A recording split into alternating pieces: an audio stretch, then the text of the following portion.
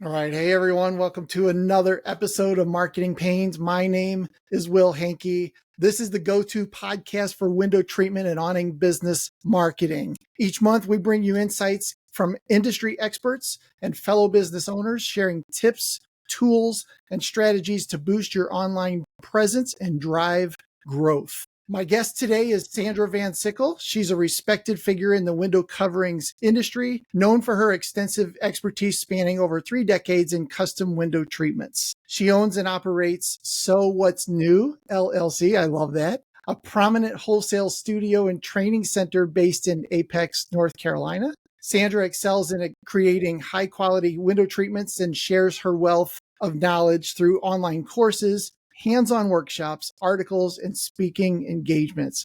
Sandra, you're quite busy. In addition to her studio work, Sandra co-owns the Craft Your Creative Life Retreat, a unique event that blends sewing skills, business strategy, and wellness for industry professionals. She also serves as director of IWCE's 𝗖𝗟𝗔𝗦𝗦𝗧𝗘𝗥, where she organizes and facilitates 2 days of training sessions on the exhibit hall, helping attendees enhance their skills and stay ahead of industry trends. If you've ever been to IWCE, they're right in the middle and they're always busy. Sandra also produces the Live with Sandra V show, where she offers training and insights to a broader audience. Sandra's dedication to education and leadership continues to inspire and shape the window coverings community. Sandra, thank you so much for being on today. It's great to be here. Thanks for having me. Yeah. So I've seen you many times like I said, at IWCE. There's always a busy little section there and people learning stuff. And I love all the different things that you teach. Tell me a little bit about your background. And I know that you kind of transitioned from corporate America to running a successful custom drapery work. Yes. Again, well, thank you for having me here. It's really exciting. I'm usually the one doing the interviews. And like you, I said, where is Will? I need to meet him in person, so it's wonderful. But yes, first let me start off real quick by saying that sewing has always been a true passion of mine. I started at the age of 5. I have a grandmother who was a master seamstress, and I bucked the crap out of her until she taught me how to sew. And that's all it took. Off I went. Always wanted to be a fashion designer, but however, sometimes life takes you on a different path. And so I got a degree in human resource management. As a single mother of 2 daughters, I entered corporate America more out of necessity at the time. I always sewed. Every spare moment I had, I was sewing, and even my colleagues in corporate America, that's how they knew me, as the seamstress, But yeah, I think to answer your question, the transition really came probably in the late 90s, whenever I faced some downsizing at work. And I will tell you that, if you've ever had to face something like that it's a bittersweet event, but mine happened to turn out to be the catalyst that I needed to make a significant change that has led me to what I do today, which is, I say, it's all my dream jobs. Yeah. And after leaving the corporate world, I took Sew What's New to a full-time capacity back then, but it was mainly sewing garments, and the window treatments was kind of a side gig to that.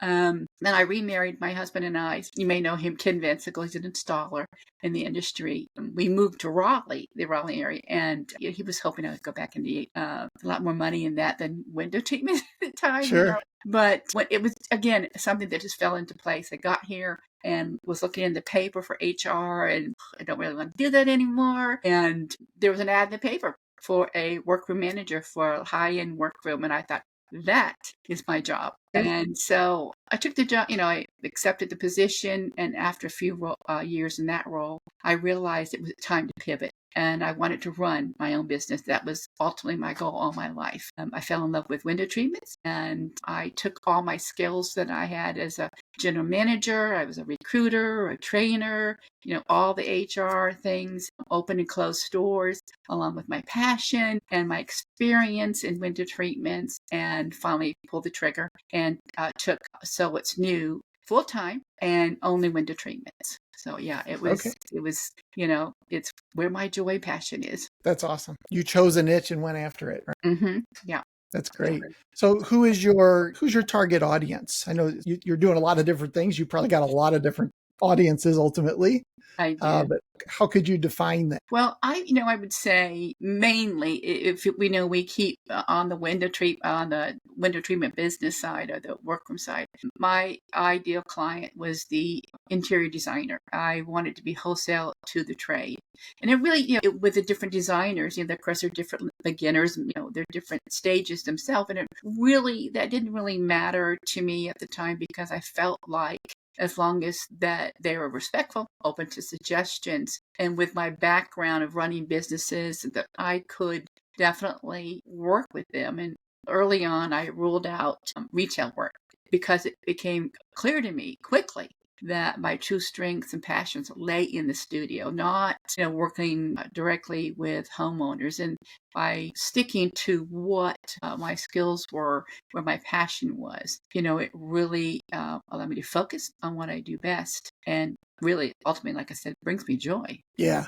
Yeah. As like a workroom owner, how did you position yourselves in the eyes of the designers? Well, I think that, of course, when you're good at what you do and they find out about you, they start to reach out. But I think it was, I want to say it was kind of, it always starts off with that passion. And, I stuck to the customer treatments, and I consider myself a very creative person. And behind you is great because you can be a little bit more flexible, and where their creativity may stop, your start, and you can collaborate with them, a lot more. And then on top of it, I had a staff. I don't have the staff any longer, required, not retired. Right. But we always delivered high quality treatments. We really paid attention to the details. We to ensure that every project would meet the highest standards. I think that my training in corporate has taught me great communication skills, where I can work with others to make sure we have clear expectations, defining the parameters and outcome of each job. You're transparent, and you can say, yes, I can do this, but here are my parameters, so they know exactly where you're coming from. Say, yeah, I can do that job, and in the back of your mind, you hear a lot of times, fake it till you make it. Well, we kind of did that, but we would say, here are our parameters, so you're clear to them. You're not saying, yeah, I can do that, and then you can't. But yeah. I think, again, with my background in HR and working with people, my passion and expertise within, the fabrication realm really helped a lot of that. And, it was important that we met, deadlines, of course. And sure. Again, having a team at the time that was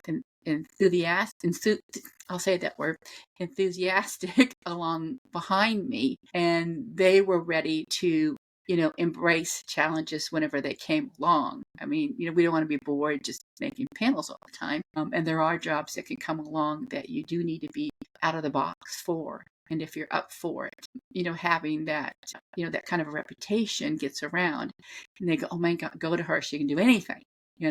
Now, there are some jobs that we probably could have said no to, and today, if we would have had it to do over, because we've already done it, we've decided we don't want to do it anymore. Been there, done that. But because we were willing to do that, and good communication skills. So yeah, the other side of that is also true. Like having a workroom that wants to think outside of the box gives the designers a lot more freedom, right? Yeah. To say, let me find out, but we can probably make that happen, or get some more information and have a workroom to then bounce that idea off of. Yeah. Exactly. Because, they are very creative folks too. And a lot of times they have a vision of what they want, or their client may have a vision, and they're like, right. Oh, yeah. And they're not 110% on board because in their mind, they don't know how to take that flat piece of fabric and manipulate it into what that client wants. And we can.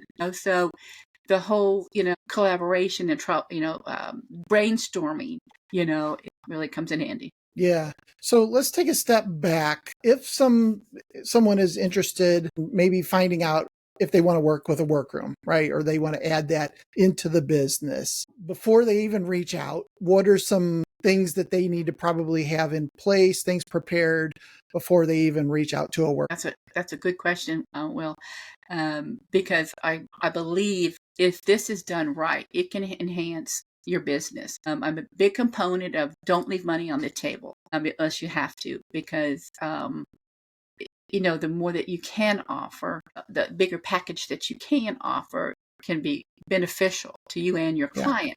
But sometimes it's not beneficial. So, because there can be a learning curve in all of it. And this is what I have to say is that you have to be in the right position for it. You first, I would highly recommend that you first consider or assess the benefits, whether adding a customer treatment to your current offering will benefit your business. You need how this addition could align with your business goals and your clients' needs. Or is it going to be something that is going to pull you away from your strength and you're ultimately it's going to fail, or it's not going to go the way that it should, and you'll be frustrated.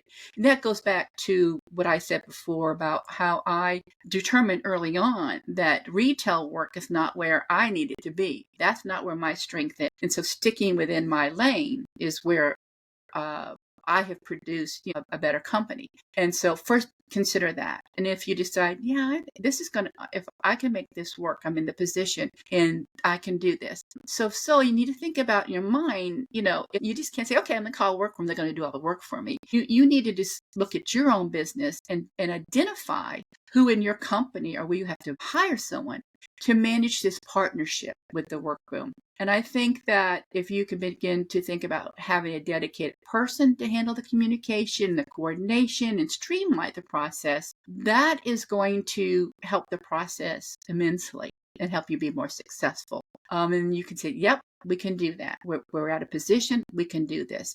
Then you can take the next step. And the next step is, to start really, like you would any goal setting, start to outline your offerings, create a list of the custom treatments that you want to offer your clients. And sometimes if you've been in business for a while and your clients are already asking for they're asking for panels or Roman shades. And no, we don't offer them. But this is the fifth person this week that wants them. Maybe we should, So, start, that's number one. You're going to say panels and Roman shades, but make that list down because there's more I'll suggest to this list in a moment. But the benefits is that this list will help you find the workroom that can fit your needs. Right. And when you begin the interview process with the workroom, this will also help the workroom understand what your needs are and to make sure that they can meet your expectations. All right. Because sometimes, and you might determine that it's not something that you want to bring totally into your organization. It might be such a distraction at this moment that you'll say, okay, let me just partner with a workroom and say, look, I can give you this name. If we switch referrals, and that's a whole nother conversation, but it might be a route that you want to take versus what we're going to probably talk about today. So back to my list real quick. And, things like panels, Roman shades. You're going to offer cornices, remakes, pillows, upholstery, light upholstery, heavy upholstery, just some or all of it, make that list. And then also add on to that list, try to define the required services that you might need from a workroom. Of course, you're going to need fabrication. Who's going to measure? Who's going to provide installation? Who's going to provide the lining and the inner lining? And fabric, where's the fabric going to come from? Is that something that the workroom has sample books or, is it going to be customer owned fabric? How's that going to work? Hardware. What about hardware? Who's going to carry that? Motorization. That's really, and I'm sure you know how big that is right now. And I know within our realm, there are a lot of workrooms that do work with it often. Some of them are scared to death of it. And like, I don't know where to order it. I don't know what to order. I don't know how to assemble. I don't feel comfortable with it. And what about your team? Who's comfortable with it? If you came to my workroom, I said, yeah, let me handle it. I've got it. I'll even go on and program it for you. But some emails have said, no, you've got to handle it. Pick up, drop off. So, having those kinds of lists is going to get your mind ticking. And again, it's going to help the process. Yeah. So thinking through the entire thing from before the project starts all the way through to delivery. And then, yeah, that's pretty smart to figure out who's going to do what, right, along the way. You don't want any surprises. Well, you don't, and you don't want to, you don't want to assume anything, and you don't want to start a project and think, oh, I forgot how we're going to get the fabric to them. They're half an hour away, and I don't have that kind of manpower today because I'm out on 5 installations, and I'm supposed to be here answering the phone, and someone called out sick, Yeah. Yeah. So what kind of questions should people ask if they, well, let me back up. Should somebody look at more than one workroom if there's more than one available in their area? Yeah. Yes. And again, in the starting stages, write those 2 lists so you're clear on what you want to ask and what you need. Yeah. And then, there are different size and different types of workrooms, not one size fits all. And I've broken them down to like 3 different types. One is like the large commercial workrooms. And then and I'm going to put into that category, there are a lot of fabric companies that have their own workrooms as well. And the large commercial ones are great. And they will usually do a large range of treatments. So that's the positive of them. But there's not a lot of hand holding with them. If you're someone and say that you've said, okay, we're going to only offer panels, and there's no fancy dancy, there's only panels, 3-prong pinch pleat, lined, maybe blackout lining, and you're going to get your finish length, no trim or whatever, well, they may be the ones for you. Okay. Of course, they will do some of that, but it depends on how much you want to simplify. But basically with them, they may or may not be in your area. They're going to give you a form that you're going to have to learn how to fill out. You're going to ship the fabric to them. I haven't worked with one in a long time, but I know when I have, you'll have limited access or none to that person actually fabricating your treatment. And you won't have the opportunity to say, can I drop by tomorrow and talk to you about where that trim should go? Or can you stop production and get the panels going? I'm going to send the trim in about 3 weeks. And then you can apply. Before you do, give me a picture of how does it look with 3 inches in or 2 inches in? That's not going to happen. I doubt it, And I think they, of course, they have set hours. They will cater to mostly wholesale to the trade. I don't know that any will do outside retail. I think most of them are wholesale to the trade. Some may, carry, like I said, the large companies will have their own. They have the fabric. Some may or may not carry hardware. I don't know that they really have any design services. You're probably not going to call and say, what's going to look better on my client's wall? 1.5 width and 2. So anyway, that's that. And then we have what I would call someone that has a workroom that has a retail space. Mainly it's outside of their home. It might not be you just walk in any time. It might be a design center, retail space, or maybe just a workroom space in a little strip kind of mall, industrial type strip mall that just fabricates. Now, I think with those, they will cater to probably wholesale to the trade. They may cater to some retail as well. They will probably have a staff. And like I said, they may or may not have a design center up front or out back that you could go in. They may provide fabric books that you can choose from, the different fabrics, and they'll order them for you, hardware, and they may not. Okay. And I would say with some of those, they may be your competition.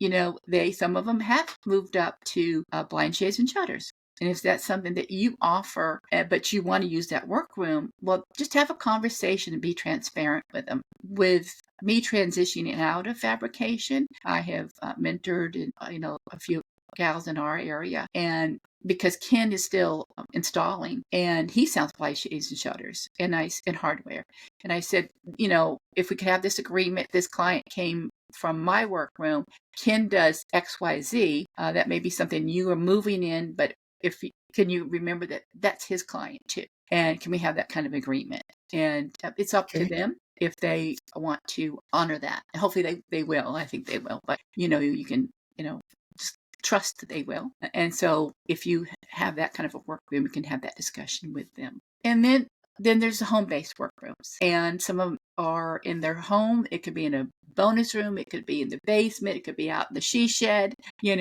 but, but you're going to have, I think with that type and with the other ones, you can have a more personal interaction with it. You can collaborate with the retail as well as I think the home base went a lot of more troubleshooting, and the location on both of them could be closer to you than a larger scale commercial workroom. And again, you can just find out what services they offer. I think you did ask me the question about, reaching out to them to find out what their needs are. And again, once you look at the different types, you've already have your list of what you want to offer. You already have that. And so think about these 3, variations of workrooms. And then you can just start to reach out to them and schedule a call or email, however they want to do business. Always be upfront. So many times we have people coming into the area. I'm new to the area. Can you do my house first? Because I want to see how well you are. No, if you can establish long-term relationship, let's be upfront and transparent here. Just go for it. But this way, with your list, and again, looking at the variation, you can begin to find the right fit to establish that relationship. And the first question you're going to ask, are you taking new clients? I had someone reach out to me last week, and it was, honestly, it was the kind of scenario we're talking. It was help. I need help. I need a workroom. I need help. And I'm like, okay, are you spam? Are you real? I'll take the chance and call you, But, and you have your list ready. Go over that list. Ask if they have other services, what their specialty is. And you're going to know it, right? Because if I asked you what yours is and you start to tell me, you're going to light up. You're going to have that passion in your voice. Yeah. And truly, isn't it important to ask them, how long have they been in business? Because this will give you what? An idea of their experience. And again, is make sure, some of you may not know if it's in home or retail space, but you can ask that. Because this way, it will tell you how they conduct their business. And then also you want to respect their time as well, but you want to know how they do their business, and this is going to align with the way you want to do business. Location is convenient for you. Hours of operation, seasonal hours of operation.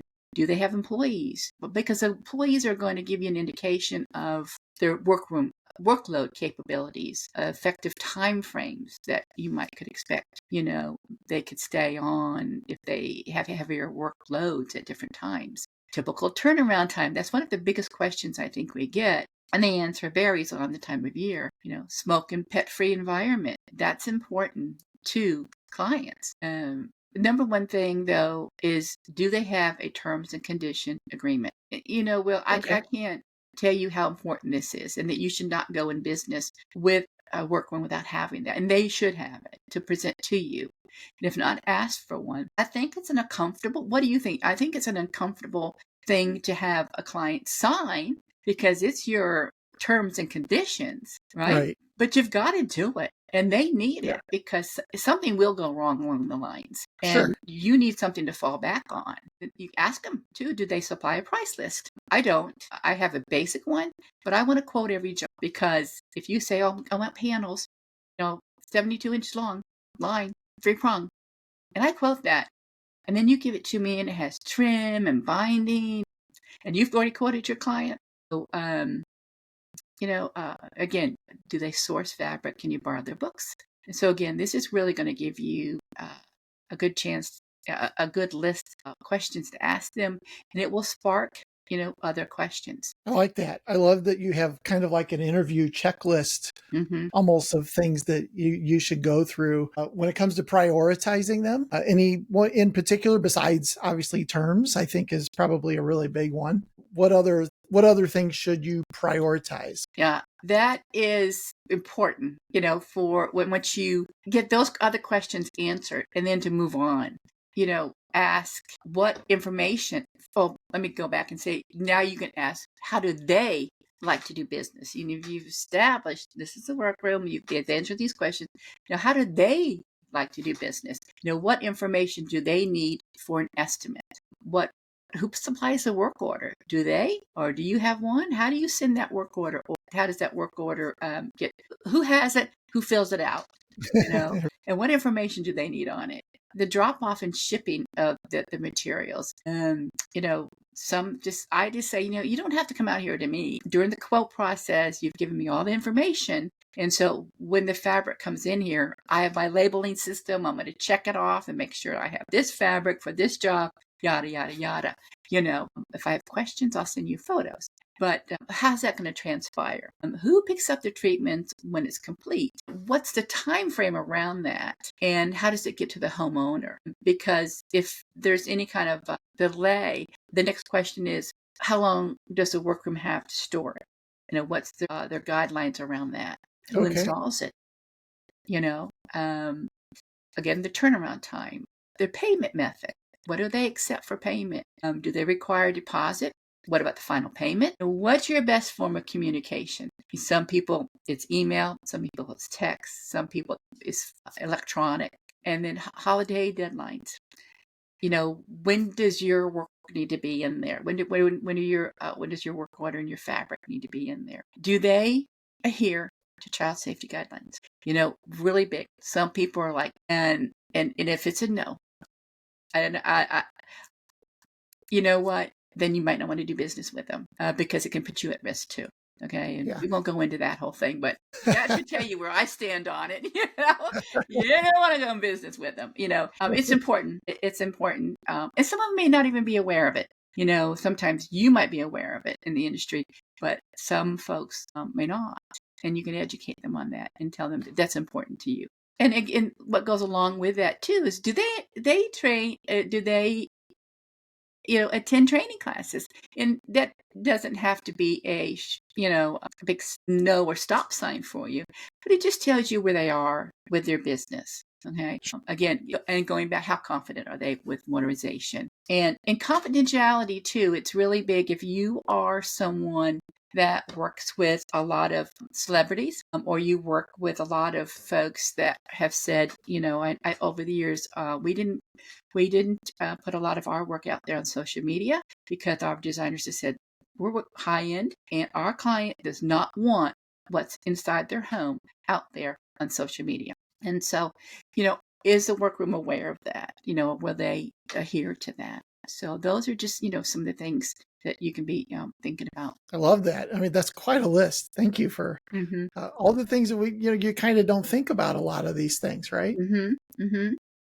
So what are some common misunderstandings that occur between, the window treatment dealers, workrooms, and then maybe obviously how can they be avoided in the future? I think that some of the the main miscommunications are probably, first of all, if you have the terms and conditions, that's going to cover just so much. But I think a lot of it is, just being clear, on your specifications. Find out how the workroom wants to receive their information. And then you make sure that you follow up on your end and provide all the details, the specifications for each project, the fabric, the measuring, everything that goes into that project. Give it to them up front and communicate. However, the two of you form your relationship. Is it by a phone call or it should be where it can be documented, really, when it comes down to it. That's the best way. But sometimes I've had clients to say, okay, Sandra, I've sent you everything. Can we schedule a FaceTime so we can go over it one more time? Because can you hold up the fabric? Can you do this? I said, yes, just for you. But don't tell anybody. No, I'm teasing. Right. But, and then, establish timelines as well. Make sure that you've set clear deadlines for the project and the final delivery and communicate that to them. Sometimes you might put 3 jobs in at one time and you might say, can I have this one first because it's going to go first, that one second, whatever.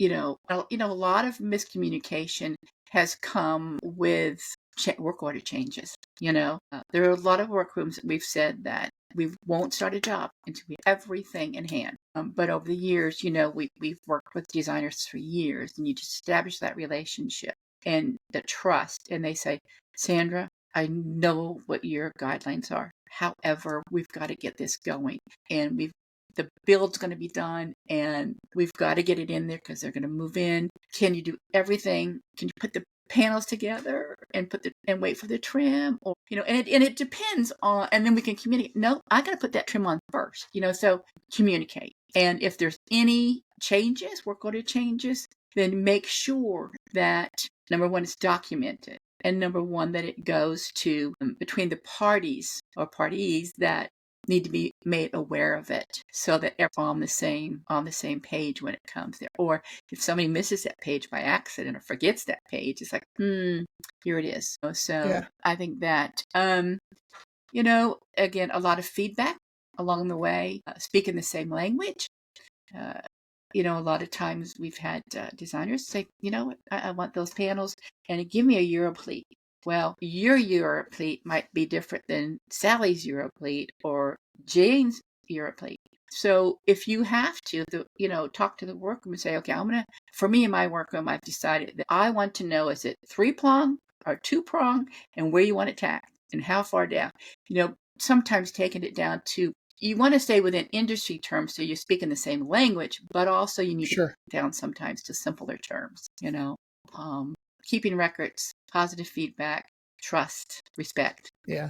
I love the idea of the feedback back and forth. And I guess that's probably easier with the people working in the she shed than it is with the corporate model, right? Yeah, it is. So that's a trade-off. Which one do you want? Which one do you need? Exactly. It is a big trade-off. And it is not something that it's a trade-off. It's not a fault of theirs. Sure. Because they have a business to run. That's their business model. And the trade-off for a lot of that is, if sometimes workrooms will use we use the larger companies sometimes because they can catch our overflow. They can pound out these panels faster than faster than we can. Well, depends, but they can get them done for us while we're working on the more detailed treatments. That there's no way that they can produce. They can produce, but our client knows what they want from us. And so they can catch our overflow, and the price is great. But yeah, they're not going to hold your hand. And you mentioned FaceTime earlier. Technology, how can technology like design software, project management tools, how can those help enhance the efficiency of working with quite a bit. It can, just like, the FaceTime alone, we've used it quite a bit. And, God, I used it with my husband today, as a matter of fact. He goes, "Can you listen to this motor? There's something wrong with it," And I think, okay, perfect point here, But also the management tools too. I mean, oh my gosh, if we had what we have today back 20 years ago, well, it would make our life so much easier. One thing I can think of too is a lot of people use Airtable, and there's a lot of other programs out there. And I know one gal who uses it, and I mean, oh my gosh, it's just amazing because you can log everything in there, and she has someone in her on her staff that just really manages it, and all the swatches of the fabrics go in, and it sends an automatic email to your client to say, "Poop, we've got it," and it just can really simplify the lines of communication in an accurate way, and it just saves time. And then again, like you said, the FaceTime, and even some of these SketchUps, even Minutes Matters has been out there a long time, and I cannot draw. I can look at something and cut it out of fabric and make it, but if you had to rely on me to draw something to you, you're probably going to give me a treatment that I didn't ask for. So there are a lot of sketching type programs out there that if you can't draw, but you need to give the workroom an idea of what you need, you can do that. And even the measuring apps, a lot of people will use Measure Up and some of the other ones to go out there, take a photo. Mm-hmm. And so, there are so many out there, and, you can't recommend using them whenever possible. Yeah. Yeah. I think it'd make the whole process a little bit quicker, if nothing else, right? Cool. So you've recently kind of moved into teaching and online training, those kinds of things. What inspired this shift, and how has it influenced your approach to the window treatment industry? I have another really big passion, and it's called technology. Okay. And I love it. I love technology so much, and began using it a lot back in 2011, 2012, and you know, discovered how much training and how much, we're visual and how we can use it to train others and just have taken off with it. I don't know if you know that I was one of the co-founders of the WCA virtual chapter, kicked it off and, because I love the technology. And then even today with my live show, being able to, help others learn in a visual way. So I guess, because I love technology and I'm fascinated by it and my deep-seated passion for sharing my knowledge, it just has, pushed me forward, to do training online, again, because I realized that, I could make a broad by educating others in the industry, and it's so important. And if you've ever listened to one of my broadcasts, I always start off by saying, my goal is to educate, inspire, and promote others within our industry because I love it so much. And, not only has moving, teaching and online training, online, it hopefully makes an impact in others' lives. But it has really broadened my, made an impact on the industry, hopefully, but it's also enriched my own personal journey. It's important for me to leave some kind of a legacy. Recently sent out an email about the retreat, about she's not just chasing her dream, she's creating a legacy. And that on a personal level is very important to me. And as I'm, again, transitioning, I've transitioned out of fabricating. I'm no longer accepting clients, but as you've mentioned before, I'm still doing other things that I love too. I'm going to anybody in my age, I need to tell you my age, but retirement, let's put it that way. And it is really, I have found that it's, I can't go cold turkey. I mean, it's harder to leave this industry than it is to get in it. And I, I have a 90-year-old mother, and she's like, "I thought you said you were going to quit." And I said, "I can't, I'm not ready." So, yeah. A lot of business owners say that every day also, right? Yeah, exactly. Exactly. Yeah. Well, cool. Thank you so much for all the different things related to workroom and quite eye-opening to me, all the different questions to have kind of ready. And there's a lot of stuff. There's a lot of different moving parts to make it successful. So thank you for kind of sharing all those pieces. So I know you're doing a couple different things. You mentioned the show. You mentioned the IWC. Tell me how people can get a hold of you, learn more about what you're up to. Yeah, definitely. We have of course, we said the Craft Your Creative Life retreat coming up. If I can say, it's going to be in Lake Lure, North Carolina. It's a sewing business and wellness retreat. It's great. A sewing business and wellness retreat. So it's quite unique, event for our industry, and we would love to have folks join us. And you can follow me online for that. I have an online page, Life of Sandra V. I post it there. Instagram, I'm Sandra Vansickle on Instagram. And also for the Artisan Atelier, we would love you to come see us at the next IWCE. We're getting ready to have the call for speakers for that. That's quite an event too. So just reach out. That's the best way to reach out to me. Very cool.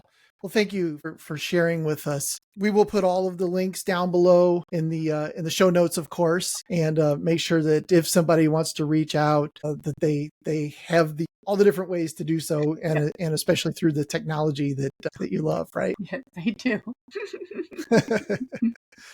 Well, cool. Thank you again, Sandra. I do appreciate your time. As a listener, if you enjoyed today's episode, we'd love for you to subscribe to the Marketing Pains podcast. Watch for more engaging discussions with window treatment and awning businesses, providers, and experts like Sandra.